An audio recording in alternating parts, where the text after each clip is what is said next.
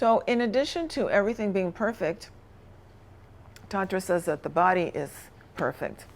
And we grow up in a culture here where we don't think our bodies are perfect, and we're constantly being shown images of bodies that are, according to them, perfect. And we're wrong because we don't look like that. And constantly, in fact, I'm sure you've read the same stories I have, that there's an actual scientific studies have been done that it's really affecting young women's mental health to see these images. There's more suicidality, eating disorders, and so on, because they're being constantly told that their bodies are not right. And they went to Facebook and Instagram and presented this evidence, and Facebook and Instagram were like, oh, that's too bad.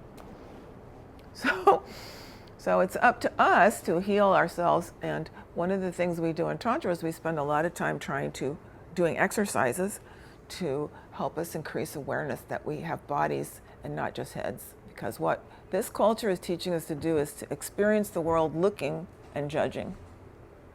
And it's very hard to find love looking and judging. This is going to make more sense as we go along. But once we get into our bodies can help us tell if a person is a loving person or not, instead of whether just they look hot. So for 3.5 years I found the most incredibly loving person who is very loving, in addition to being incredibly hot. And we have created a perfect soulmate relationship. So part of the reason we're both here is because we know that that's possible for you, but it does take some work. So I'm here to help you do some work.